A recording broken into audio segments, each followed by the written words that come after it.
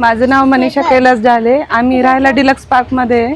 आमच्याकडे भंतेजी यापूर्वी येऊन गेले आणि आता पुन्हा आले होते, तर आम्ही त्यांना भोजनदान, फळदान आणि जे काही धम्मदान द्यायचं होतं ते दिलं.